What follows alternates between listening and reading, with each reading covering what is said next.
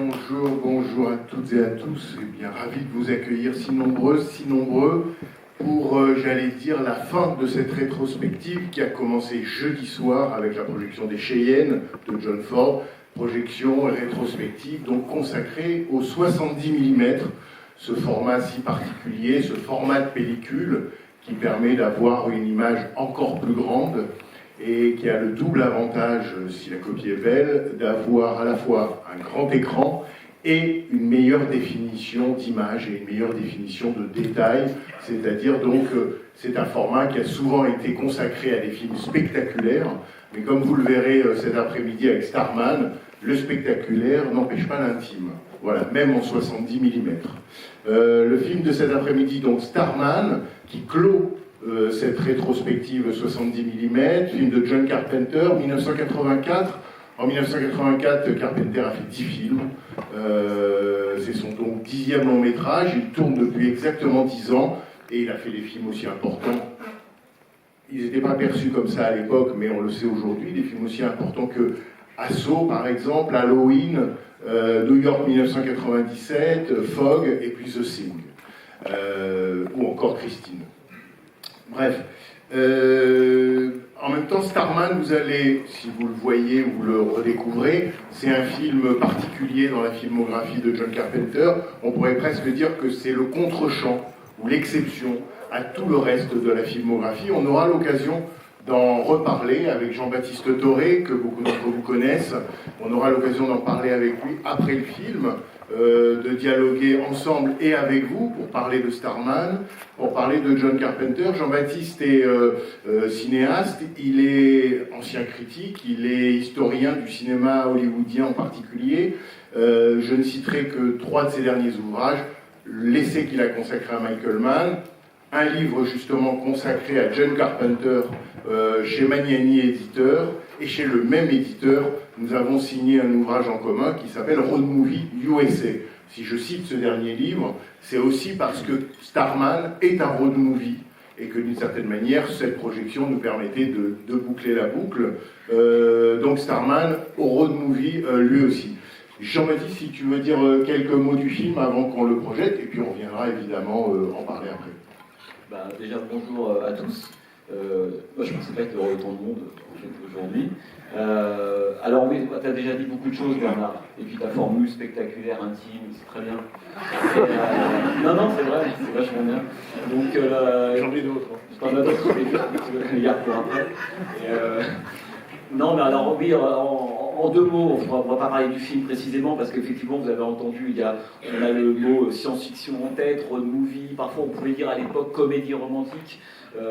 Comédie, je ne suis pas convaincu, même s'il y a des moments d'humour dans le film, vous verrez, c'est quand même un film qui est fondamentalement extrêmement triste, lyrique, sans doute le film le plus lyrique de John Carpenter, et d'ailleurs vous verrez que c'est une des rares fois où il n'a pas composé la musique lui-même de son film, hein. C'est un compositeur qui s'appelle Jack Nitzsche qui l'a fait, Carpenter considérant que son style un peu minimaliste, électronique, avec des tons mineurs, etc., en fait n'allait pas du tout coïncider ou correspondre à l'humeur en fait du film. Donc on est effectivement à ce moment-là en 84. Je voulais juste dire un mot sur la façon dont Carpenter se situe à ce moment-là. C'est que tu l'as rappelé, il a fait des grands films avant. Carpenter, il est monté en puissance en fait fondamentalement depuis Dark Star, Assaut en 76, Halloween, énorme succès. Il monte, mais il est toujours dans le giron des indépendants. Et puis les studios vont commencer à lui faire confiance véritablement avec The Thing. Donc c'est Universal qui produit The Thing. Alors on connaît tous, c'est peut-être son chef-d'œuvre aujourd'hui. Le film, quand le film sort, au moment de E.T., on ne va pas rappeler l'histoire, disons que le public choisit son camp. En tout cas, en l'occurrence, ça ne sera pas celui de Carpenter. Donc ça va être une blessure secrète très forte, en fait, pour Carpenter, qui, d'une certaine manière, va toujours garder un rapport extrêmement ambigu, à la fois d'envie et de haine à l'égard des studios. Or, quand on est un cinéaste à Hollywood, il faut de temps en temps quand même aller montrer son nez auprès de l'industrie, montrer qu'on peut faire des films qui fonctionnent un peu, parce que sinon, un film pas vu, qui ne marche pas, ne permet pas de faire un film derrière. Donc Carpenter, il est en ce début des années 80, une situation un peu bizarre. The Thing a été un échec, contrairement à ce qu'on peut dire souvent, l'échec de The Thing ne lui ferme pas la porte des studios, c'est pas vrai, mais ça l'atteint considérablement, et donc il accepte après The Thing la fameuse commande adaptée de Lucan King, Christine, qui est un film qui n'est pas très bien reçu à l'époque. Beaucoup de monde vont voir le film, et rétrospectivement, moi je pense par exemple que c'est un des films les plus passionnants de Carpenter, et on se rend compte que Carpenter il est aussi passionnant quand il fait de la commande, ce qui est le cas de Christine, et ce qui va être le cas de Starman. Et Starman, en fait, il va tourner avec la Columbia. Alors, un mot quand même sur cette histoire de Starman, puisque le script du film traîne à Hollywood et dans les papiers de la Columbia depuis la fin des années 70. Il faut rappeler que la Columbia, à l'époque, détient le script de E.T. et Starman. E.T., ça les saoule un peu. Il pense que le script ne fera pas un succès, donc il le lâche. Et donc il se retrouve avec Starman, et quand il constate le succès de E.T., il se dit on n'aurait jamais dû lâcher le script de E.T., donc on va tout mettre sur Starman. Et donc pendant des années, ils vont tenter de développer le film, et il y a beaucoup de cinéastes très différents qui sont attachés au projet de Starman avant Carpenter. Peter Iams, Tony Scott, Mark Riegel, John Badham, Adrian Lyne, tout le monde passe sur le script de Starman, qui n'est pas celui exactement que vous allez voir là. Et puis finalement, c'est Carpenter qui va le récupérer et qui va faire travailler Dean Reisner comme scénariste sur le film, celui qui a écrit en partie l'Inspecteur Harry. Je vais te parler. Enchaîne. Hein et il dira un mot sur Eastwood après, je suis sûr qu'il trouvera un moyen de dire un mot sur Eastwood. Enchaîne. Et donc en fait Carpenter va pouvoir tourner ce film. Il a un budget extrêmement, pour le coup, confortable, 20 millions de dollars. Au début, il a été longtemps question que ce soit Tom Cruise qui joue le rôle de Jeff Bridges, mais Tom Cruise il est retardé parce que le tournage de Légende de Tony Scott prend un temps fou, donc il n'est plus disponible, et c'est là que Jeff Bridges arrive. Et Jeff Bridges est déjà quand même un acteur largement confirmé à l'époque, ça fait déjà au moins 14-15 ans qu'il tourne, je ne vais pas rappeler tous les titres de Jeff Bridges. Donc en fait, Carpenter va tourner ce film Starman, qui est effectivement un film qui a l'air différent. En fait, ou plutôt c'est une façon, vous allez voir, c'est du Carpenter, mais dans des coordonnées qui ne sont pas les coordonnées habituelles de Carpenter.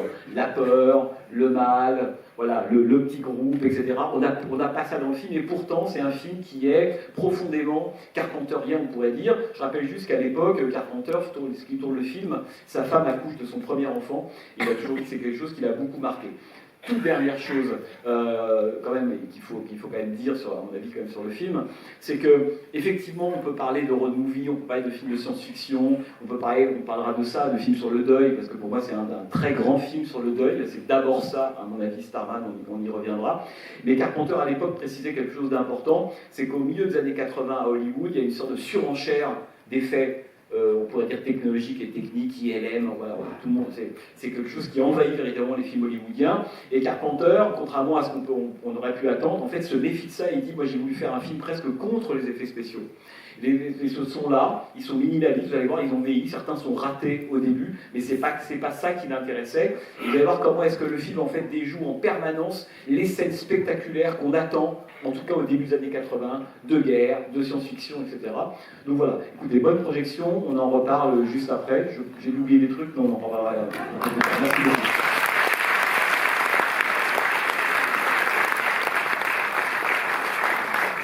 Donc juste pour vous rappeler qu'on fera effectivement une discussion d'une petite heure, et à partir de 17h30, on organisera la signature, pour qui le voudra, à la librairie de la Cinémathèque des ouvrages cités.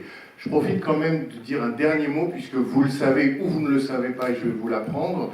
Cette séance n'est pas la dernière dans cette salle et dans cette configuration, puisqu'à 18h30, il y aura la projection des Misfits dans le cadre de l'exposition et de la rétro Marilyn Monroe. Mais ce soir, donc, les salles de la Cinémathèque, je ne dis pas la Cinémathèque, hein, l'exposition, la bibliothèque, la librairie, le restaurant resteront ouverts, mais les salles vont fermer. Les 4 salles de la Cinémathèque vont fermer à partir de ce soir, tout simplement pour qu'on puisse, durant le temps de l'été, on rouvrira mi-septembre, parce que ça va demander du temps, on va changer, la Cinémathèque française va changer les sièges des 4 salles de la Cinémathèque. Donc vous le saviez déjà peut-être sans doute, ou je vous l'apprends, toujours est-il qu'à la rentrée, cette salle sera flambant neuve. Je ne peux rien vous dire sur la couleur, je ne peux rien vous dire sur les formes. La seule chose que je peux vous dire, c'est qu'il y aura des accoudoirs. Voilà. Allez.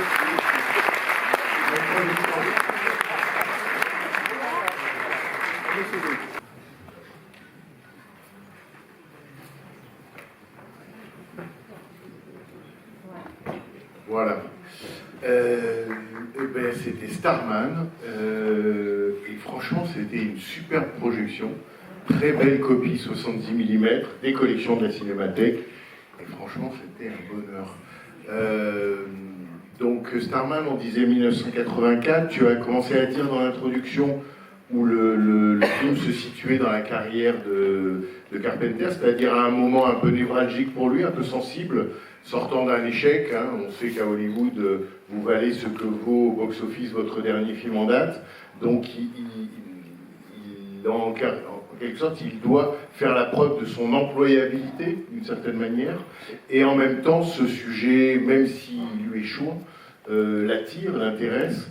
Peut-être on peut, comme tu le dis dans ton livre sur Carpenter, commencer par ce qui serait de l'ordre de la fausse piste, ou des fausses pistes au début du film.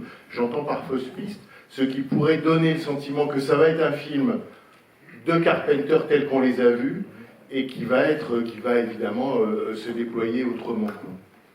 Oui, pour préciser cette histoire de moment névralgique dont tu parles, en fait, de Carpenter, c'est que si on constate la carrière de Carpenter d'un point de vue artistique, je veux dire, sa productivité artistique irait grosso modo de 75-76 jusqu'à la fin des années 90, disons Vampire. Il y en a peut-être certains qui trouvent que Ghost of Mars est un grand film, parce qu'à l'époque, les cahiers avaient écrit que Ghost of Mars est un western spinoziste. Donc, bon, alors disons que 75-98, on voit que là c'est le moment où Carpenter vient en fait du giron quand même du cinéma indépendant. Il y en a qui ont compris que ça pouvait être une espèce de petite poule aux œufs d'or. Mustapha Akkad, il y avait Nia Blanche, tous les gens qui produisent au début et qui vont faire Fog, New York 97. Comme en fait le nom de Carpenter à Hollywood n'est pas encore vraiment connu. Le nom de Carpenter n'est pas vraiment connu. Donc certains gardent un peu ce secret. Hein. Il y a un type qui peut faire des films pour pas cher, il tourne vite, bien, et certains peuvent rapporter de l'argent, ce qui a été le cas évidemment stratosphérique d'Halloween. Mais à un moment donné, le but de Carpenter, c'est de rentrer dans la cour des grands d'une certaine manière. Et c'est vrai qu'il pense avec The Thing que ça va se passer, ça ne se passera pas. Et donc il va rester pendant 4-5 ans dans le giron des studios, acceptant cette commande de Christine, Starman, etc. Tu parles de l'employabilité. C'est aussi pour Carpenter une question j'ai envie de dire, de survie et de moyens. C'est-à-dire qu'il a à la fois un côté maverick. Il est profondément indépendant, même dans un film comme ça, il ne peut pas s'empêcher de ridiculiser les institutions, etc. etc. Et en même temps, il a besoin d'Hollywood. Donc c'est une relation qui est conflictuelle, qui est ambivalente, qui est compliquée. Et on pourrait presque dire que c'est à partir vraiment de 86 que la rage de Carpenter va être totale à l'égard des studios. Et là, quand il ira, ça sera vraiment dans un rapport très conflictuel. Et 86, c'est l'échec de Jack Burton, auquel lui croyait beaucoup. Et là, pour le coup, l'échec de Jack Burton est peut-être le moment clé qui permet de marquer dans la carrière de Carpenter un avant, un après. Avant, c'est flottant. Encore une fois, The Thing a été un échec, mais pas suffisant. En tout cas, ça ne l'a pas grillé auprès des studios. À partir de Jack Burton, ça va être l'échec du film, il va extrêmement mal le vivre, et c'est là qu'il va retourner, mais littéralement chez les indépendants, et puis signer avec une petite boîte de production qui s'appelle Live Film, notamment 2 films qui sont parmi les 2 films les plus enragés. Quand je dis enragé, c'est pas noir, c'est pas pessimiste, c'est enragé, c'est Prince des Ténèbres, et évidemment Zélive, Invasion Los Angeles en français. Là, on sent que c'est des films on pourrait presque dire plus que de la déception, de la désillusion, de la rage envers les studios. Et quand il tourne, on le sent d'ailleurs quand on voit des films comme Prince des Ténèbres et Zélive, qu'il a plus envie de faire concession de Carpenter. Là, c'est parti. Et donc, Starman, effectivement, est de ce point de vue-là, dans cette espèce de période un peu charnière. Et le film s'ouvre, moi j'aime énormément l'ouverture en fait, du film, enfin, j'aime tout dans le film, mais en fait, j'aime d'abord le dernier plan. Peut-être qu'on y reviendra, qui est quand même un des plans les plus incroyables du cinéma de Carpenter, absolument génial. Comment est-ce qu'à l'économie on dit tout, et bon, on y reviendra sans doute après. On ne peut pas parler quand même du dernier plan du film. Et c'est effectivement cette séquence d'ouverture, elle fonctionne comme une espèce de fausse piste. C'est-à-dire qu'on voit arriver, d'abord c'est une sorte de reprise à peu près à la fois de la séquence d'ouverture de The Thing, cette espèce de vaisseaux qui s'écrasent sur la Terre, on a à peu près les mêmes plans, c'est la même chose. Et pour un spectateur aguerri, ou en tout cas qui aime le John Carpenter tel qu'il a été célébré dans les festivals, les revues de genre, etc., on se dit là c'est reparti.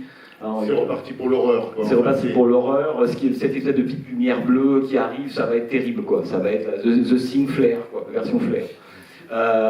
Et puis alors, donc après cette espèce d'apparition de cette espèce de boule bleue, dont on comprend que c'est une sorte de forme de vie extraterrestre qui va s'incarner en quelqu'un. Ensuite, on a effectivement ce mouvement de caméra subjective, je ne sais pas si vous vous souvenez, qui s'approche de façon un peu menaçante de la baie d'abord, et ensuite de cette petite maison dans le Wisconsin. Et alors là, encore une fois, les amateurs de Carpenter se disent l'ouverture c'est The Thing, le mode, on pourrait dire optique ou opératoire de cette espèce de chose qui est en train d'arriver, c'est Michael Myers dans Halloween, séquence d'ouverture d'Halloween juste après le générique, lorsque Michael Myers rôde autour de la maison, et puis en caméra subjective, il rentre dans la cuisine, il met son espèce de masque, on voit à travers les yeux assez étroits du masque, une main rentre ouvre un tiroir, prend un couteau, main de Debra Hill d'ailleurs, qui ressemble à celle d'un gamin, et puis là c'est parti, et puis le gamin va aller tuer sa sœur. Michael, d'ailleurs, je dis ça parce que j'y pense à l'instant, c'est que dans la version française d'Halloween, qui est catastrophique, en fait, quand Michael Myers tue sa sœur, Judith, elle dit Michael en anglais, puis là c'est Michel, et d'un seul coup, voilà que là, je sais pas pourquoi, mais là, disons qu'un serial killer ou quelqu'un qui est très dangereux, la victime, on a du mal à penser qu'un serial killer s'appelle Michel. Enfin, bon, c'est un détail, c'est juste ça. Et donc tout ça veut dire que donc on a le deuxième code qui est le code Halloween, caméra subjective, donc et d'Halloween et du slasher en général. Hein, en fait, tous les signaux sont réunis pour qu'on ait affaire à une espèce de menace qui arrive. Et puis évidemment, le film va complètement basculer. Après, il faut aussi dire qu'au début du film, il y a un Carpenter cinéaste cinéphile, et on le voit quand même dans le film, ces films sont toujours blindés de références. Et l'autre référence très importante de cette ouverture de Starman, indépendamment des propres films de Carpenter, on pourrait dire The Thing et Halloween, c'est évidemment Le Metteur de la Nuit de Jack Arnold, qui commence à peu près comme ça. Et d'ailleurs, il y a un film de 1953 dont le titre original est encore plus parlant, c'est It Came from Outer Space. Voilà, oui, absolument magnifique. Et d'ailleurs, il y a ce très très beau plan, lorsqu'on voit l'encadrement de la fenêtre, avec le portrait de la photo de Scott et de Jenny, du Karen Lane et de Jeffrey Just, et on voit à un moment donné le météore qui arrive dans le ciel, qui a été vraiment une pure citation du film de Jack Arnold. D'ailleurs, il avait été question qu'à un moment donné, ce soit ce plan-là, avec le corps nu au premier plan à gauche de Jeffrey Just, qui soit l'affiche du film. Et ils ont pensé que c'était pas suffisamment vendeur. C'est très dommage parce que c'est un beau plan. Et ensuite, cette idée du regard qui s'avance comme ça, avec ce cercle comme ça un peu nébuleux, en fait, est aussi une citation très directe de It Came from Outer Space, puisque lorsque ce météore arrive dans le film de Jack Arnold au début, on signale la présence extraterrestre, on ne les voit pas, mais on voit à travers eux, et on a une espèce de forme ovale, un peu nébuleuse sur les côtés, qui progresse comme ça dans l'espace, ce que reprend exactement John Carpenter. Donc en fait, le film, alors non seulement effectivement il nous met sur ces fausses pistes-là, mais comment dire, à la fois il nous met sur cette fausse piste si on pense à Carpenter, mais si on a Jack Arnold en tête, on sait que c'est pas une fausse piste, puisque dans le film de Jack Arnold, les extraterrestres qui justement ont l'air menaçants, le sont pas du tout. C'est plutôt les terriens qui vont se comporter un peu comme là, comme des espèces de personnages un peu belliqueux, sauvages, etc. Donc en fait, tout dépend quel référent. Et on voit bien que Carpenter, il est sur les deux terrains à la fois. À la fois, si vous avez vu mes films, vous pensez que vous allez avoir peur une nouvelle version, on pourrait dire du mal intégral va arriver, et puis là on est en terrain familier. Et en même temps, si on a vu le film de Jack Arnold, on sait que tous les extraterrestres qui arrivent comme ça sur Terre, même s'ils napalment un peu la forêt, et qui se baladent dans l'espace avec cette vision subjective-là, ne sont pas tous négatifs, ne sont pas tous porteurs, on pourrait dire, d'un projet maléfique, quoi. Et l'autre chose, mais qui va avec, qui surprend dans le film, ou en tout cas qui dénote par rapport aux autres films de Carpenter, c'est, j'allais dire, le héros masculin.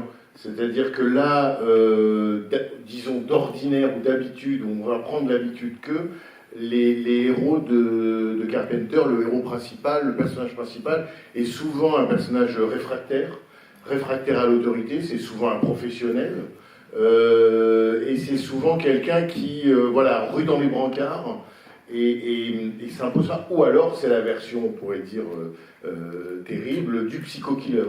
Or là, on n'est ni dans l'un ni dans l'autre, on invente effectivement une figure du bien, ou en tout cas une figure libre de toutes ces références-là, ce qui emmène le film absolument ailleurs, mais à tel point, je ne sais pas si tu partages ce sentiment, mais à tel point que moi, quand je vois le film, en fait, je me dis que c'est pas un film sur lui. Lui, c'est plus un reflet ou un miroir, mais c'est plus, j'allais dire, un film au féminin. Ce qui est très rare dans l'œuvre de Carpenter, c'est plus un film vu par une femme. C'est tout ce qu'elle voit qui finalement, tout ce qu'elle projette aussi, qui fait le film, parce que le film, d'une certaine manière, règle son compte au masculinisme, hein, la scène du daim et du chasseur, et comme le film commence par, disons, le home movie qu'elle regarde, on peut se dire, d'une certaine manière, que tout le film est du côté de la femme, plus que de l'homme, même si Jeff Bridges est, d'une certaine manière, le personnage principal. Oui, enfin, de toute façon, après, c'est comme tous les films, enfin, tous les grands films, il faut qu'il y ait un point de vue. Et le point de vue du film, c'est le point de vue de Jenny Hyland, de Karen Allen dans le film. Donc, effectivement, tu as raison, Jeff Bridges, c'est à la fois un reflet, un catalyseur. En fait, c'est une métaphore d'eux, mais le personnage qui conduit le film, je dirais pas le récit et son sujet, d'une certaine manière, c'est vraiment Jenny Hyland, et on y reviendra, parce que pourquoi est-ce qu'elle, c'est l'héroïne? Après, tu dis, Carpenter, c'est pas un cinéaste de la femme, ça se discute. Il y a The Fog, par exemple, qui est quand même un film dans lequel, là, on peut dire que la fonction héroïque, là, pour le coup, est prise en charge par Adrienne Barbeau dans le film. Donc voilà. Et puis, voilà, on prend un film comme The Thing, par exemple, qui est un film absolument sans femme. On peut se dire que c'est peut-être aussi parce que c'est sans femme que, enfin, je ne veux pas rentrer dans ce détail, mais c'est presque suspect qu'il y ait si peu de femmes dans The Thing, donc ça peut être le coup d'y réfléchir d'un point de vue féminin aussi. Non mais tout ça pour dire quoi? C'est le héros. Le problème du héros, alors je vais faire court, mais le problème du héros carpenterien, c'est qu'il se définit d'une certaine manière face à l'adversité. C'est-à-dire que c'est un personnage qui généralement, moi j'aime bien le terme qu'avait employé un jour, c'était Nicolas Saada au début des années 80, dans le milieu des années 80, lorsqu'il fait un texte sur Zélie dans les quais du cinéma, il appelle ce livre La Sentinelle, ou La Sentinelle. Son article. Et je pense que c'est être un héros dans un film de John Carpenter, c'est pas savoir un professionnel, etc. Parce que Jack Burton est un héros, mais c'est pas une sentinelle. Donc c'est tout le contraire. Jack Burton, c'est un boulet pour la communauté chinoise. Pendant tout le film, il cherche son camion, il tire, mais tout ce qu'il fait ne sert à rien. Et d'ailleurs, ce qui a été reproché à l'époque au film, c'est qu'il y a peu de films dans les années 80, en fait, avec un héros aussi anti-héroïque, enfin, aussi américain, qui a tous les codes de l'héroïsme américain, les blagues, le camion, la casquette, les flingues, le comportamisme, la misogynie, tout ce qu'on veut, mais rien ne fonctionne dans cette espèce de monde étrange qu'est Chinatown. Donc Jack Burton, ça veut dire qu'il ne suffit pas de se croire un professionnel pour être un héros carpenterien. Un héros carpenterien, c'est une sentinelle, et c'est quelqu'un qui doit faire face à une adversité, et dans les films de Carpenter, cette adversité, très souvent, c'est le mal pur. Il y a deux types on peut dire de mal dans les films de Carpenter, je le rappelle rapidement. Il y a, on pourrait dire, le mal métaphysique pur, Michael Myers, The Fog, The Thing, Le Village des damnés, évidemment Le Prince des Ténèbres, une espèce de mal qui témoigne d'ailleurs d'une vision très puritaine du monde de John Carpenter, qui le place d'ailleurs aux antipodes du cinéma américain ou des films d'horreur des années 70, etc., avec des gens comme, je sais pas, Larry Cohen, Peur, Wes Craven, etc. Puis à côté de ça, on pourrait dire un mal, je dirais un mal plus politique, qui est souvent comme ça qu'on a pris des films de Carpenter par la critique française l'a pris, la critique de l'Amérique, hein, cette espèce d'éternel cliché, la critique de l'Amérique par John Carpenter, New York 97, l'Amérique totalitaire, l'Amérique régalienne dans ses livres, etc. C'est vrai, mais en fait dans les films de Carpenter, les deux, on pourrait dire que les deux mâles, en fait, parfois cohabitent ou coexistent, et cette espèce d'ambiguïté que je trouve moi passionnante, qui en fait, pour faire court, un cinéaste à la fois de gauche et de droite, anarchiste et de droite, Carpenter. Il y a quelque chose d'extrêmement...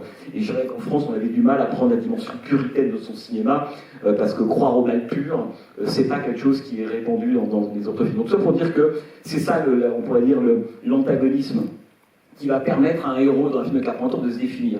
Parce qu'être sentinelle, c'est être sentinelle de quoi? C'est voir le mal avant les autres, et pour les autres, et d'une certaine manière, et le combattre à leur place. Parce que dans le film de Carpenter, l'humanité, le groupe, produit ou génère plutôt de la collaboration, de la lâcheté, de la démission, etc. Zélie, par exemple, etc. Et le fait d'être pauvre ne garantit rien. Un des personnages de Justiceville dans Zélie, qui effectivement est un homeless, qui vit dans ce camp délabré à Los Angeles, et un des premiers à vendre son âme pour...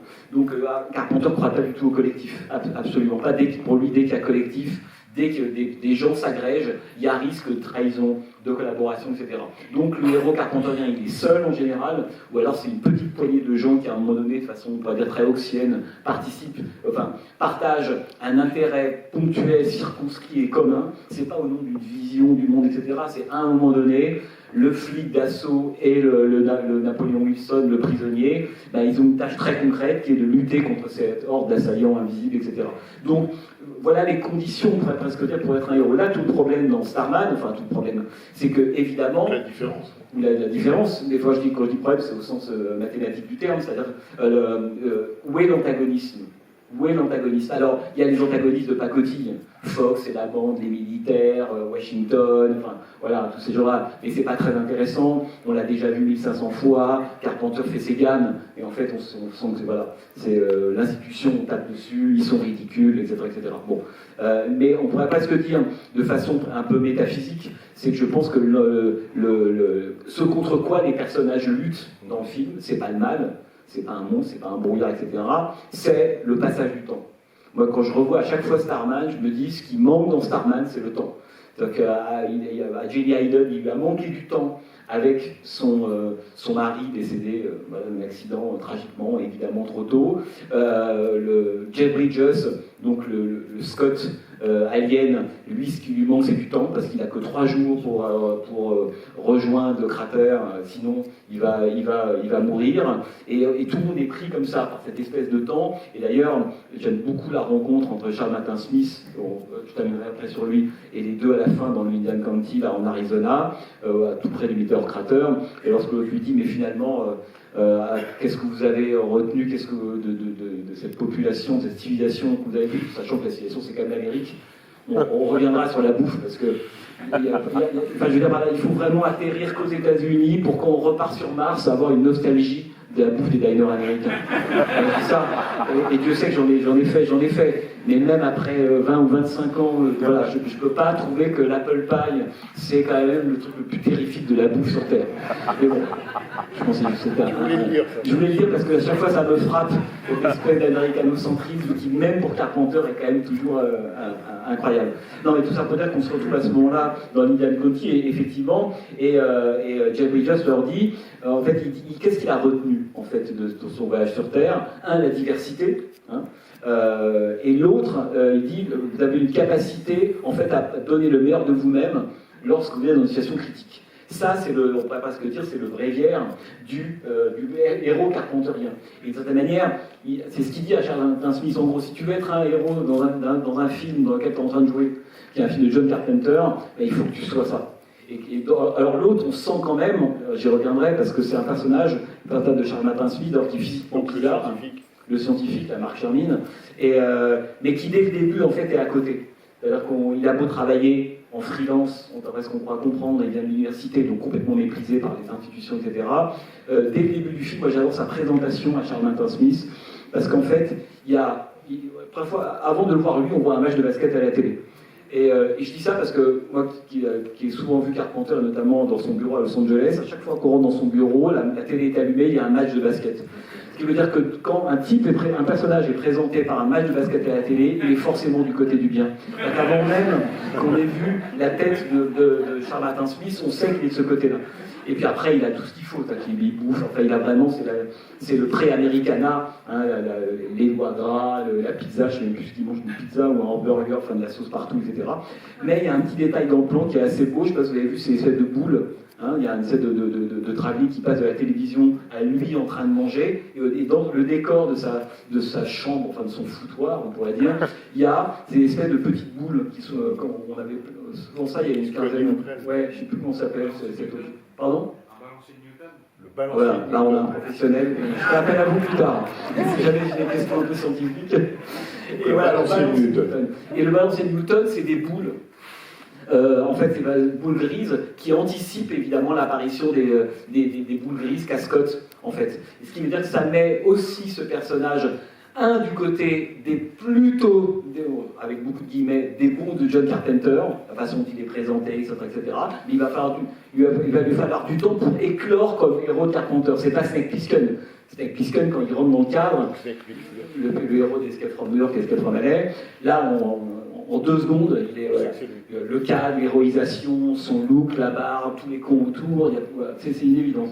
Alors que là, il va falloir du temps à ce personnage pour se carpenteriser, quoi, pour comprendre ce que c'est qu'à la fin être un héros, mais d'une certaine manière, il a un terrain favorable. Et ce fameux balancier de Newton est une manière de le mettre à mi-chemin, mais très symboliquement, à la fois de l'institution pour laquelle il travaille et de cet extraterrestre qui va arriver. Et d'ailleurs, c'est lui qui va faire à la fin ce trajet et décider, là encore, de lui donner le temps.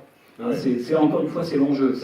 Et qu'est-ce qui fait l'intérêt de Charles Martin Smith dans le film, enfin ce qui peut permettre de dire qu'on peut le qualifier à ce moment-là de héros, c'est le moment où il les laisse partir, et puis la victoire, il sort son cigare. Alors vous allez me dire oui, mais en fait il le savait déjà avant, et c'est un long trajet mental, on pourrait dire, pour ce personnage-là, et je pense que le moment clé, lorsqu'il a décidé que valait mieux être un héros pauvre dans un film de Carpenter qu'un homme riche pour le gouvernement, c'est quand il met son cigare dans sa petite poche, dans la voiture, je ne sais pas si vous vous souvenez, là on peut penser qu'il a déjà pris d'une certaine manière sa décision. On disait le personnage de Scott, enfin la version, la version 2.0 de Scott, enfin la version alien devenant Scott, c'est aussi donc Jeff Bridges. On peut redire en quelques mots d'où vient Jeff Bridges, mais c'est pour en arriver à son jeu dans ce film-là. Donc Jeff Bridges, c'est un acteur qui, comme tu l'as dit dans l'introduction, débute sa carrière au début des années 70. Il se fait surtout remarquer dans le film de Peter Bogdanovich, Last Picture Show. Qu'est-ce que c'est le titre français ? La dernière séance. Il va jouer ensuite dans Fat City de John Huston. Il va jouer dans 2 films de Michael Cimino. Il joue dans Tron.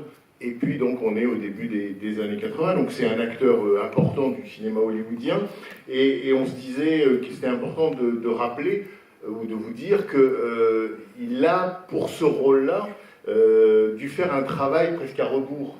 Jeff Bridges a raconté entre autres qu'il dit d'ordinaire pour jouer un rôle, il faut devenir en quelque sorte être le plus naturel possible, et il dit mais là je devais faire l'inverse, puisque je devais être une sorte d'écran blanc, de tableau noir, et qu'il fallait en quelque sorte que je montre que j'apprenais au fur et à mesure presque à tenir mon rôle ou à le jouer.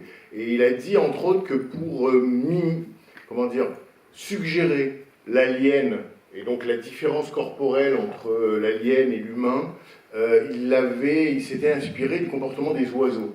En quelque sorte, il est devenu ornithologue pour tenir son rôle, puisqu'il a étudié le comportement des oiseaux, les mouvements de tête, les attitudes, les gestes, pour crédibiliser. Et toute la difficulté, et ça je vais te laisser développer, c'est que comme le film ne s'est pas déroulé dans l'ordre, c'était compliqué pour lui que de doser en quelque sorte, puisque dans le film, son comportement de personnage s'humanise au fur et à mesure. Oui, en plus, le personnage, du point de vue du jeu, de son apparence physique, ou même de sa forme, en fait, évolue, puisque au début, c'est une sorte d'automate qui répète mécaniquement les choses, les discours que genre 2 à diffuser, ce qu'il entend, les expressions, etc. Alors, ce qui est très beau, c'est la façon dont il, mimant l'humain, en fait, il nous renvoie, nous, à des codes, évidemment, qu'on ne cesse de véhiculer, de prolonger, sans même les comprendre. Pourquoi est-ce qu'on mange le dessert après, le sucré après le salé? Moi, si on me pose la question, je n'en sais rien, par exemple, mais je le fais. Et il y a plein de choses comme ça, et que je trouve, enfin bref. Et tout ça pour dire que, effectivement, Jeff Bridges, ah oui, alors juste avant, il faut quand même rappeler que Jeff Bridges, il a tourné dans plein de films, mais il commence à être il est très bankable à Hollywood, parce que c'est pas les films de Cimino qui l'ont rendu très bankable à ce moment-là, c'est le fait qu'il a tourné dans le remake de King Kong. Hein, c'est tout bête, mais aux côtés de Jessica Lange, ça a joué. Il a aussi tourné un film, je sais pas si vous l'avez vu, d'Ivan Passeur, qui s'appelle Cutter's Way, La blessure en français, qui est vraiment un chef-d'œuvre. Qu'il faut voir, qui date de 81, donc de 2-3 ans auparavant. Et effectivement, Jeff Bridges, au début, il a passé l'audition. Ça n'a pas été un choix de Carpenter après le fait que Tom Cruise soit enterré. D'abord, ça a contraint à revoir le scénario en vieillissant le personnage, parce qu'avec Tom Cruise en 84, c'est pas le même type de film qu'on veut faire. Et moi, je pense que le film, en fait, bénéficie considérablement du vieillissement l'acteur au cours du casting. Et Jeff Bridges a passé l'audition. Et donc il expliquait effectivement qu'en fait, les oiseaux, il avait des enfants en bas âge, Jeff Bridges, donc il fallait faire tabula rasa et repartir de rien. Et ben, les mouvements saccadés des oiseaux, et par moments ils se déplacent d'ailleurs comme un oiseau, notamment quand ils arrivent sous le pont, après avoir déjoué le blocage, le barrage, on voit qu'il marche exactement comme un oiseau.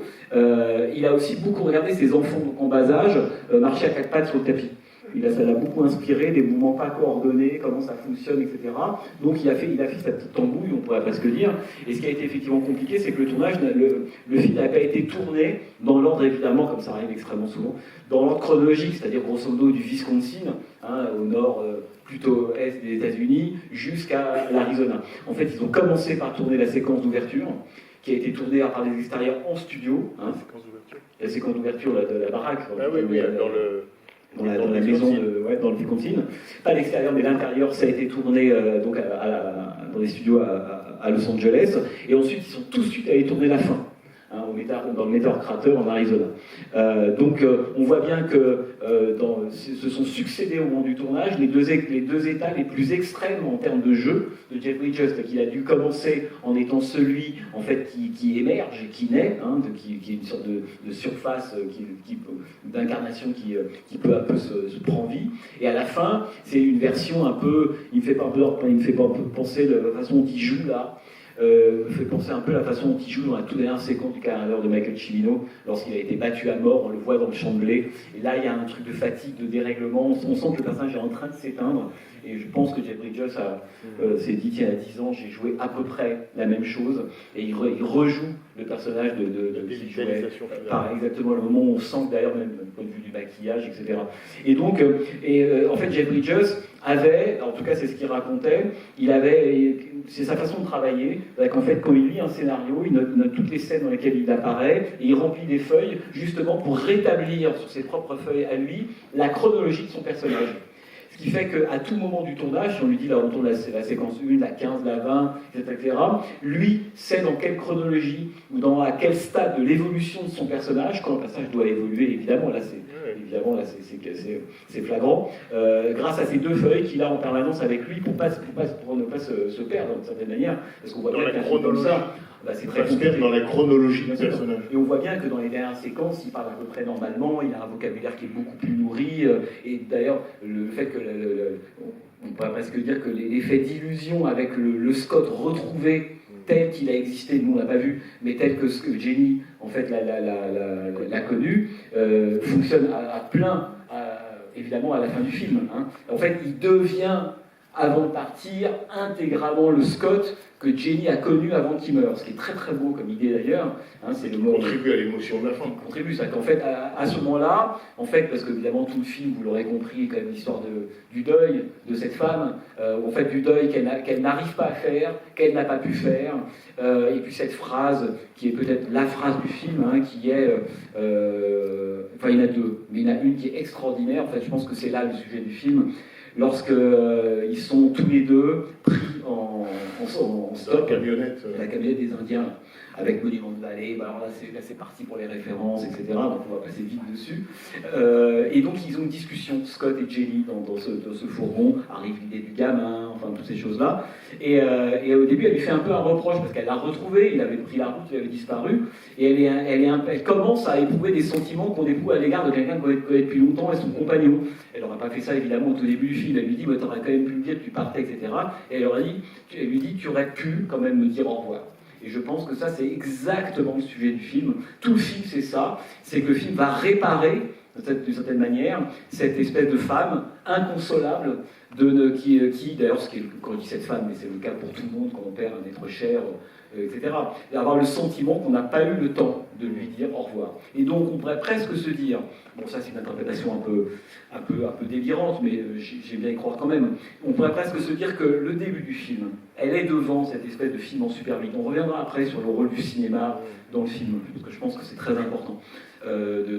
Bon, elle est devant cette espèce de petit film en super 8, donc on voit bien qu'à d'une certaine manière, sa vie s'est arrêtée, donc elle risque d'être dans une espèce de lamentation, d'un deuil interminable, où elle ne va pas arrêter de revoir le film de son mari défunt, etc. Elle l'arrête, elle s'endort. on pourrait très bien penser, en fait, que tout le reste du film est une sorte de gigantesque rêve, ou en tout cas une version fantasmatique, en technicolor à la fin, ou idéalisée du deuil qu'elle n'a pas pu faire. Moi, j'aurais adoré qu'à la toute fin du film, d'une certaine manière, elle se réveille et que le projecteur soit quand même toujours éteint. Bon, là, ça aurait été trop noir, et puis je pense que les studios n'auraient jamais, évidemment, accepté cette fin-là. Mais il y a quand même cette idée dans le film. Enfin, en tout cas, je pense qu'elle passe, malgré tout, cette idée que peut-être que le deuil, en fait, tout ce que l'aventure délirante, fantastique du film, c'est une façon pour elle, c'est un rêve d'un deuil comme ça idéalisé. Et c'est un deuil idéalisé pourquoi? Parce que non seulement elle va enfin rattraper d'entre les morts le Scott, en disant mais t'aurais pas dû partir, en gros t'es parti trop tôt sans me dire au revoir, tu reviens et tu vas me dire au revoir, je simplifie, mais en gros c'est ça, ça dure pendant 1h40, donc c'est idéalisé parce que ça n'arrive pas, et là on va lui offrir cette chance extraordinaire de dire au revoir à quelqu'un qui va mourir, et elle le sait qu'il va mourir, hein. C'est-à-dire que l'hypothèse du tu veux pas rester sur Terre, c'est sympa, tout ça, Carpenter le règle extrêmement vite, on n'est pas chez d'autres cinéastes, quoi. Et idéalisé pourquoi? Parce qu'en fait il lui donne un enfant. C'est-à-dire qu'en fait, à la fois, elle lui permet à Jenny de faire le deuil, et en plus, il lui donne l'enfant qu'ils n'ont pas eu, parce qu'évidemment, elle ne pouvait pas, elle ne peut penser que s'ils étaient restés plus longtemps ensemble, ils auraient pu l'adopter, enfin, on peut faire toutes les hypothèses qu'on veut. Donc c'est vraiment un deuil, on pourrait dire à la fois idéalisé, une vie réparée, hein, c'est le cadeau qu'elle fait comme ça à la toute fin, que Scott lui fait à la toute fin. On parle peut-être de la fin. Non, mais juste sur cette idée du travail de deuil, comme dit Sigmund Freud, le travail du deuil, c'est vrai que le film là-dessus est une métaphore absolument limpide et en même temps paradoxale, puisque le travail du deuil, c'est ce travail que chacune a à faire pour lui-même, avec lui-même, j'allais dire, en l'absence de l'autre. Celui qui manque est celui dont on doit se dire qu'il va falloir vivre sans lui ou sans elle. Et le film, tout du long, on pourrait dire que c'est le travail du film comme le travail du deuil, raconte ce travail qu'elle fait. C'est pour ça que je pense qu'elle est vraiment effectivement motrice. Qu'elle le fasse en rêve ou qu'elle le fasse, disons, dans la réalité du film, c'est un travail du deuil qu'elle accomplit et un trajet. Et là où c'est évidemment beau, paradoxal et cinématographique, c'est qu'elle fait ce travail du deuil, non pas en l'absence de l'autre, mais en sa présence. Et donc c'est comme un déni du travail de deuil, alors qu'il y a le travail en cours. Et donc ça c'est très beau, ce paradoxe, et bien là l'émotion évidemment, puisqu'elle a à faire quelque chose alors qu'il est tout le temps sous ses yeux, quoi. Et à la fin, elle est enfin capable, et elle travaille à ce qu'il s'en aille. Elle travaille à ce qu'il s'éloigne. Donc l'image, effectivement, du home movie du début, où elle dit arrête de te faire du mal, machin, elle arrête le projecteur, quand lui, à la fin, la version améliorée de Scott, s'éloigne dans ce décor de boule de neige, on pourrait dire, elle a enfin, in fine, terminé, mais quelque chose qui se sera déroulé d'une manière que seul le cinéma peut représenter, c'est-à-dire une chose et son contraire, l'absence et la présence, et qui est, on pourrait dire, le projet du cinéma, c'est-à-dire le projecteur. On le vit tous et on va au cinéma aussi pour ça. Dès qu'un film est projeté, les morts réapparaissent, les morts renaissent. Clark Gable ou Vivian Leigh, c'est sur l'écran qu'on les retrouve, littéralement vivants, et en même temps on sait que cette présence est une forme d'absence et vice-versa. Bref, c'est aussi pour ça que tu disais, je pense que c'est un film qui nous parle du temps, donc qui nous parle du cinéma, et c'est pas pour rien que le film commence par un home movie, c'est pas pour rien qu'il termine dans une sorte de version technicolor de lui-même, et c'est pas pour rien évidemment que Jack Bridges à l'hôtel apprend le monde en regardant la télévision, en changeant les chaînes avec son pouvoir, et en tombant sur une série d'extraits de films, dont évidemment Tant qu'il y aura des hommes. Donc voilà, toute l'éducation, et on pourrait presque dire que là, à ce moment-là, il est comme nous tous. Il est un spectateur qui va au cinéma, on pourrait dire presque pour apprendre à vivre.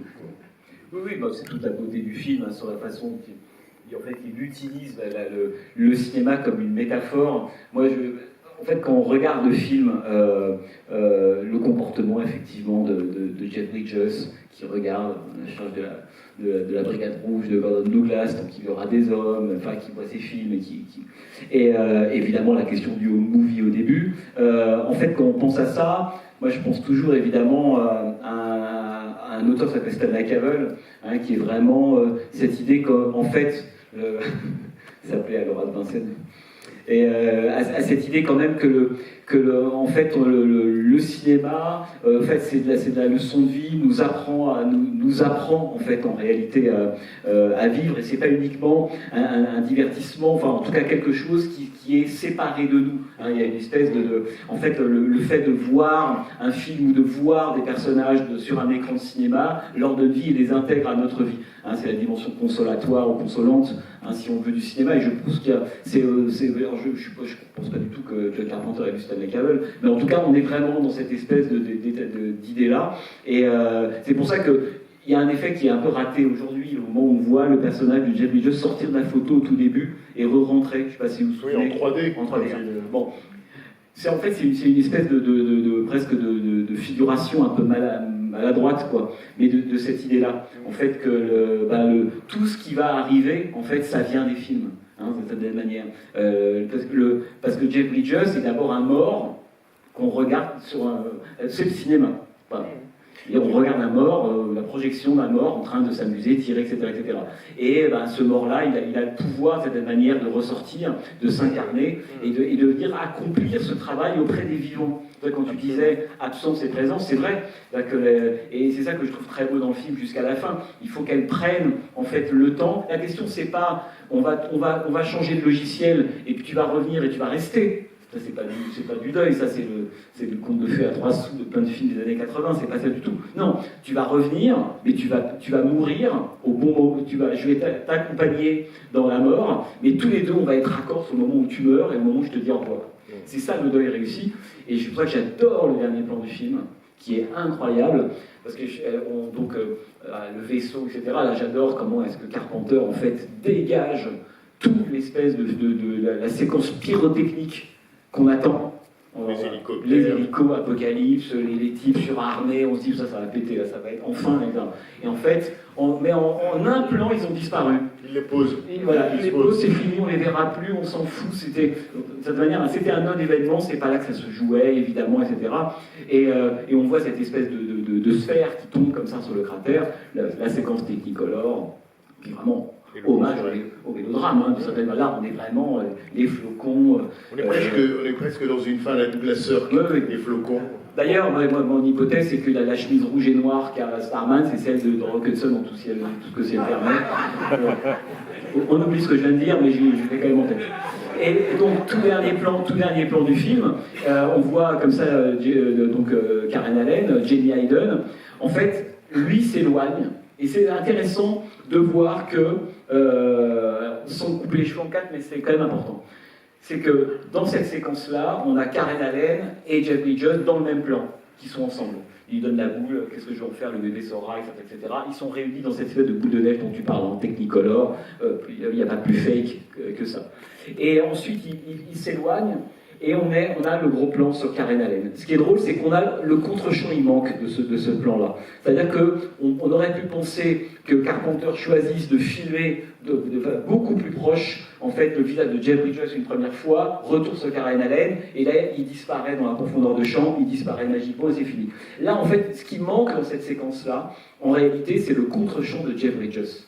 Et moi, je trouve ça très intriguant. C'est-à-dire qu'on a Karen Allen, bon, alors qu'ils ont été ensemble au plan. On voit pas le vaisseau. Non, mais surtout qu'on a Karen Allen qui regarde, le contre-champ, ça doit être Jeff Bridges qui s'éloigne, Karen Allen, Bridges un peu plus loin et disparaît. Là, c'est pas normal. C'est pas normal qu'on ait Karen Allen et tout de suite, il est très très loin, il est plus distinguable parce qu'il est déjà parti. Le au revoir a eu lieu, a fait son travail, etc.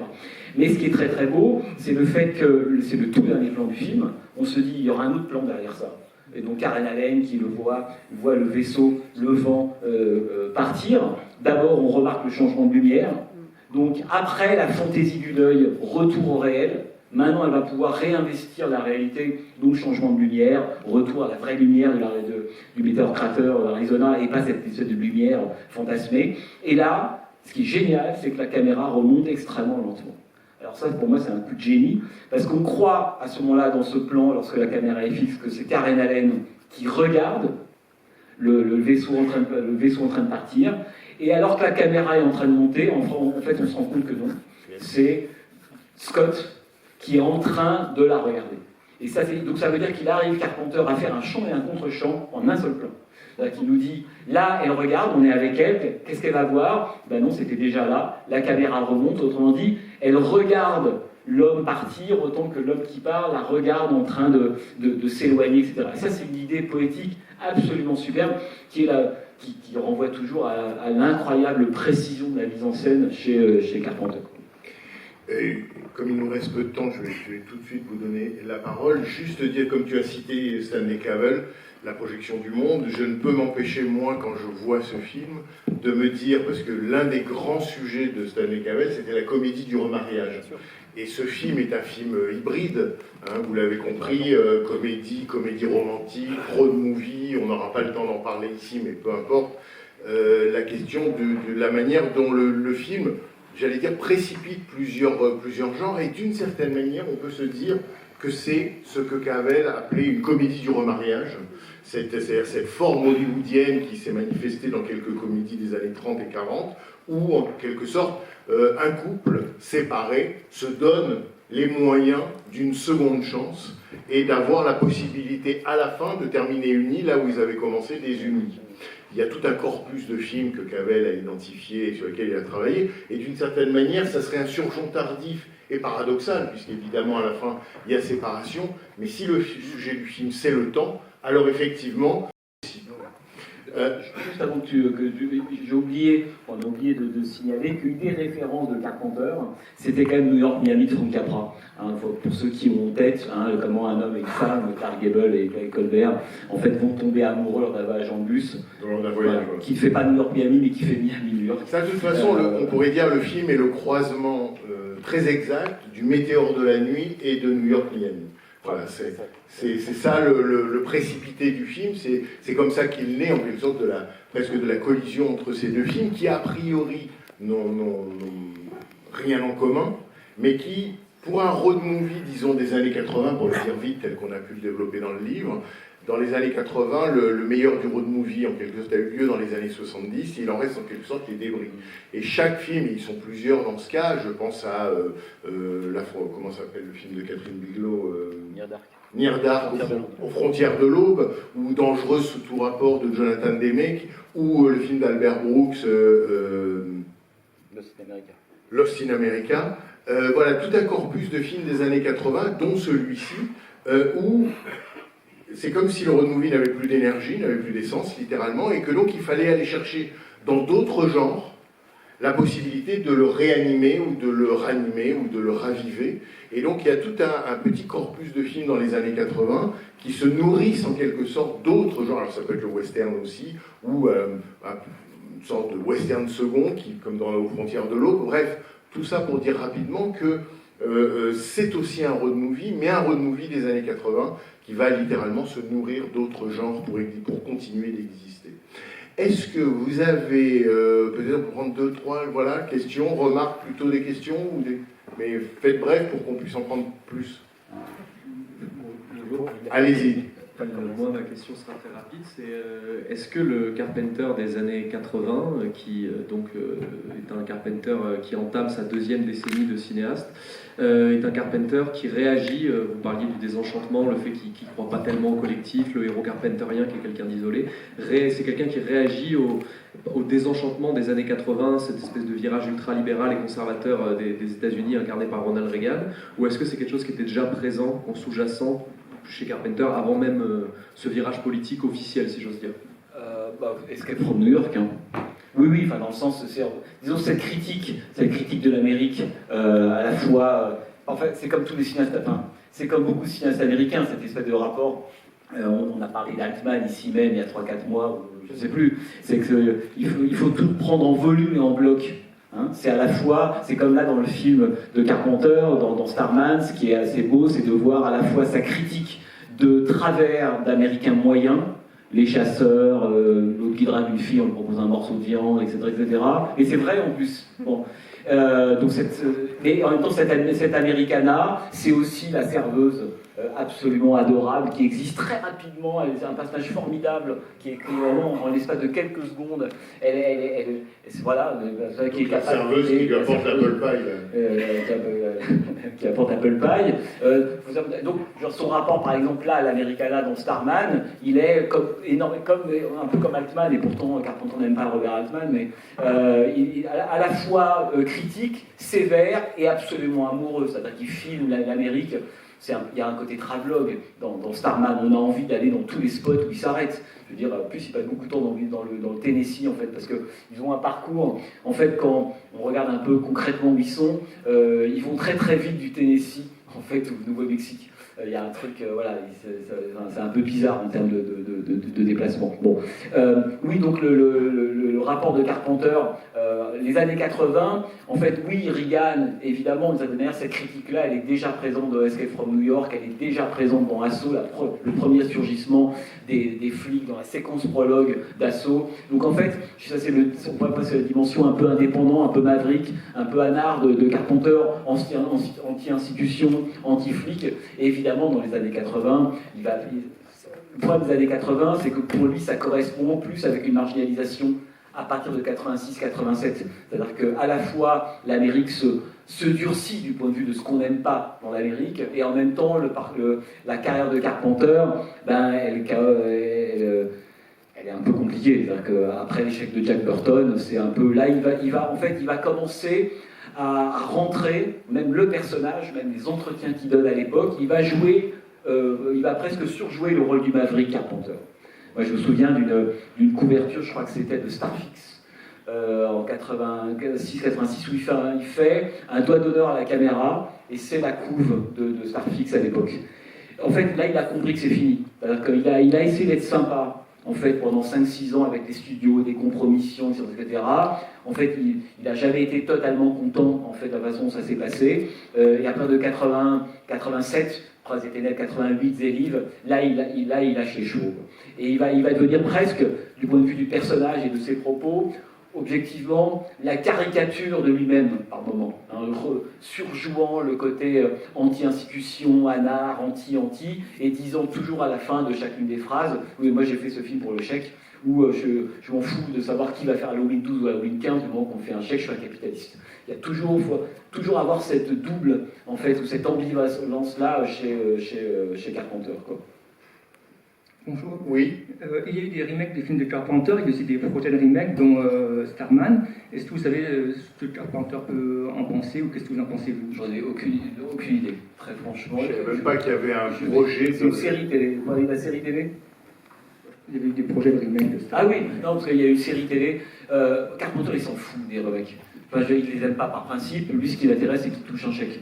Donc finalement, on a fait le remake de The Fog, on a fait le remake tous les remakes d'Halloween, et même il a été, Carpenter, assez sévère avec, alors je ne parle pas de Halloween 2, Halloween 3, sur lequel il est impliqué. Mais à partir du 4 et des suites, jusqu'au remake de Rob Zombie, il a toujours un peu méprisé ça, ce qui est dommage parce que les remakes de Rob Zombie sont super, quoi. Moi j'adore, les deux Halloween de Rob Zombie sont vraiment exceptionnels. Mais en fait, donc il a remaké un Halloween comme s'il s'appelait Toby Hooper, ce qui change complètement le truc, c'est assez passionnant. Oui. Qui a le micro? Oui, c'est moi. Allez-y. Bonjour. Merci beaucoup pour cette analyse qui est très intéressante. Vous avez dit, donc c'est un peu le croisement, ce film, entre New York, Miami et puis le film de Jack Arnold. Et j'ai bien aimé quand vous avez cité la chemise, effectivement, de reprise qui vient du film de Douglas Sirk. Mais en fait, je trouve que là, quand je l'ai revu, parce que moi à l'époque je l'avais vu en DVD dans une qualité assez médiocre, là j'ai vraiment redécouvert le film. Et effectivement, je trouve qu'il y a un vrai parallèle avec le film de Sirk. Parce que le film de Sirk se termine d'ailleurs par Rock Hudson, je crois qu'on croyait mort, qui ressuscite quasiment miraculeusement. Il y a un daim et il y a la neige. Donc il y a plein de citations. Et c'est vraiment, en le voyant en 70 000, je me demandais, mais pourquoi il a fait ce film en 70 mm. Donc j'avais envie un peu de vous poser cette question. Et puis j'ai un peu compris, parce que je trouve qu'il a toujours voulu faire des westerns, Carpenter, et j'ai l'impression que c'est le film qui est le plus proche finalement d'un western à la Hawks ou à la Ford, notamment quand on voit Monument Valley à un moment donné. Moi je me suis dit, pareil, je suis parti un peu loin, j'ai un peu déliré. Je me suis dit, est-ce que c'est pas aussi un remake déguisé de La prisonnière du désert, quoi. L'héroïne se fait enlever par un type qui lui fait très peur et qui en même temps est un parent. Et puis finalement, elle voit que cet homme-là, au début, elle a très très peur. Et enfin, voilà, j'avais envie de lancer comme ça une patate chaude. Et... Ouais. Non, mais il y a mille trucs. Alors, ce que vous dites sur Sort, oui, c'est intéressant hein, de noter tous les rapports, en fait, ou en tout cas les effets de citation, le daim, la neige, la chemise, la résurrection, c'est quand même déjà pas mal, quoi. Ça, vous avez raison. Après, oui, le western, bon. En même temps, c'est devenu un secret de Polichinelle. Le Carpenter a voulu au début comment faire du cinéma pour à la fois faire des films d'horreur et des westerns. Il n'a jamais pu faire de western. Il a écrit quand même, il avait même écrit un scénario de western pour John Wayne qui s'est pas fait. La Jack devait produire, ça s'est pas fait. Donc il a déguisé à peu près tous ses films en western, mais des assauts. Enfin voilà, je veux dire, c'est pas un remake de Rio Bravo, disons Assaut, mais donc ça s'en inspire assez fortement. Escape from New York, Vampire en 98 est quand même un film, vraiment, en gros c'est un western. Donc je pense que c'est la forme qui l'a intéressé, mais il est tombé à un mauvais moment à Hollywood, où le western évidemment battait de l'aile, et disons que sa valeur financière n'était pas suffisante pour lui permettre de lancer un projet comme ça. Donc vous avez raison.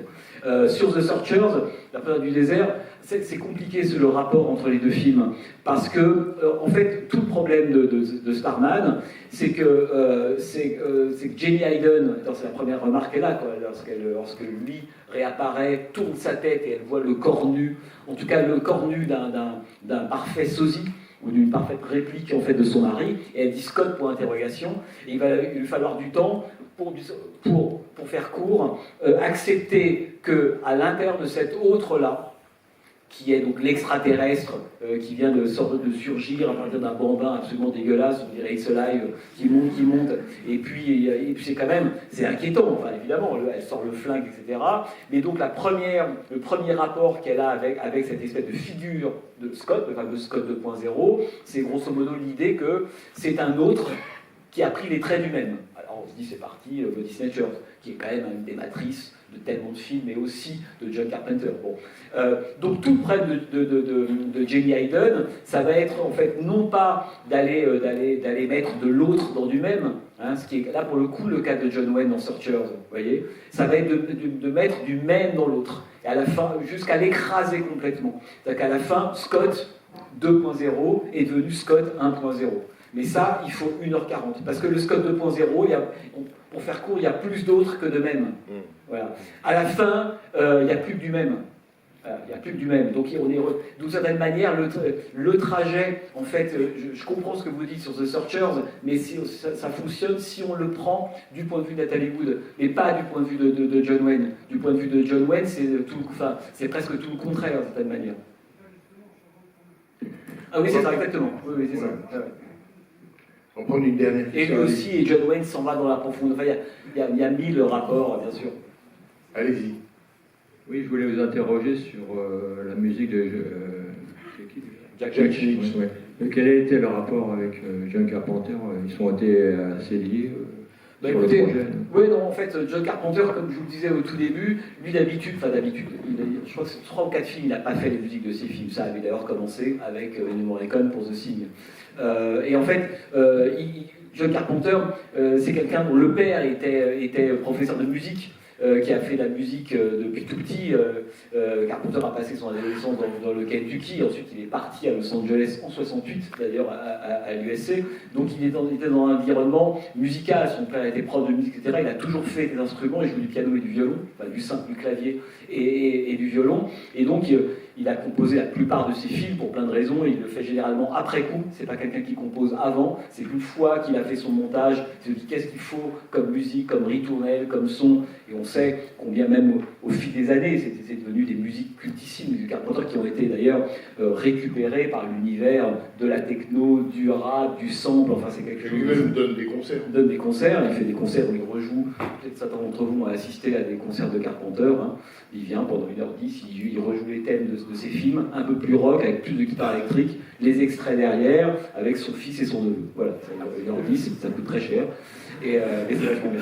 Et tout ça pour dire que, en fait, Carpenter a conscience à ce moment-là, par rapport à son style musical, où il n'a fait jusque-là que des musiques un peu minimalistes, un peu métronomiques, un peu techno, et qui est axé plutôt sur la peur et le suspense, qu'il n'a pas les compétences, quoi.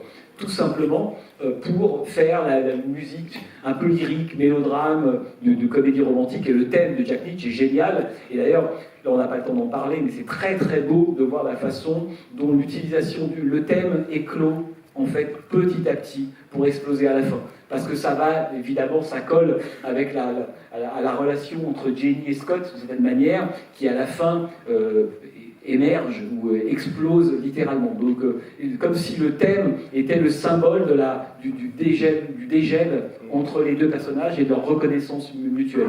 Donc en fait, Carpenter a laissé faire Jack Nitzsche, et il n'a pas, contrairement parfois avec d'autres, il a pu composer avec ou donner des indications, ce qui a été un peu le cas notamment avec Morricone, mais pas du tout là. Et moi je trouve que c'est une des plus belles en fait BO d'un film de Carpenter non composé par Carpenter. Généralement c'est pas super convaincant, là c'est le cas, moi je trouve.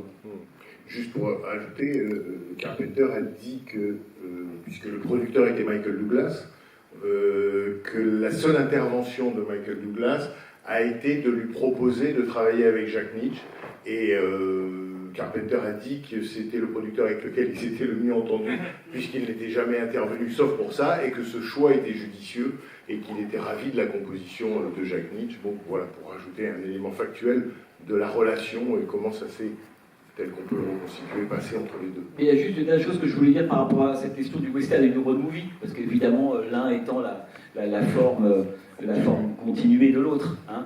Donc le film est à la fois un western et un road movie. En gros, c'est un road movie à 1.0 et 2.0. On pourrait dire tout est mélangé. Mais ce que j'aime beaucoup dans le film, je vais juste dire un truc là-dessus, c'est le tout début. Ils sont dans la maison et ils vont devoir entreprendre ce voyage. Donc elle ne le sait pas, elle, du tout, évidemment, au début. Elle prend ses bottes, son pantalon. Ils démarrent, ils arrivent au croisement et il dit bon, maintenant on va où? Donc à droite ou à gauche, ils prennent une direction, ils sortent la carte, petite allusion quand même à Tron, parce qu'à ce moment-là, Jeff Bridges, on ne peut pas oublier que 2 ans avant, il était rempli de trucs verts dans tous les sens. Donc là, on tronise un tout petit peu Jeff Bridges et on est parti. Ce qui est intéressant là, c'est que tout ce qu'on a raconté sur l'idée du deuil, hein, ce temps qu'il faut, etc., il doit se convertir par le fait qu'il faut prendre la route. Ça, c'est un truc profondément américain. La résolution, hein, la consolation, la réparation, le deuil, on ne peut pas faire ça dans un film américain, je radicalise un peu, faire ça dans un film américain sur place. On ne fait pas ça dans sa cuisine. On ne reste pas avec Scott pendant 1h40 dans la cuisine, avec les boules, etc., etc. Il faut prendre la route. Non, mais il faut prendre la route parce que c'est un film américain. Autrement dit, la route est l'espace de la résolution dans le récit américain. Si on ne prend pas la route, on ne va rien faire. Donc en fait, atteindre le cratère, c'est à la fois vital pour lui, parce que sinon il va mourir, mais c'est aussi vital pour elle, hein, du côté un peu osien, hein, du film. C'est qu'à la fin, elle lui dit « Ok, bah, tu peux rentrer chez toi, hein, et elle a pu résoudre, elle a pu accomplir intégralement son deuil et surtout dire au revoir. Parce qu'en fait, c'est une très belle idée. Ça, c'est le grand film américain, c'est ça, c'est toujours un grand. C'est comment, à partir d'un petit détail, on déplie une grande idée. Vous savez, comment est-ce que les ficelles sont grosses, mais pas les nœuds font les ficelles entre elles. Ça, c'est vraiment Starman. À la fin, tout le film, c'est pour qu'elle dise au revoir à son mari, il ne faut quand même pas déconner. Et en fait, si. Et c'est ça qui est génial et qui en fait un truc universel, en fait. On va s'arrêter là. Merci Jean-Baptiste Sauvé.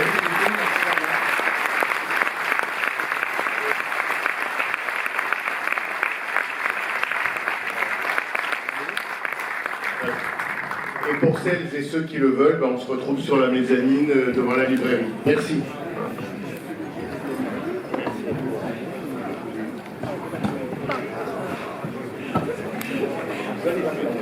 ça. Hein.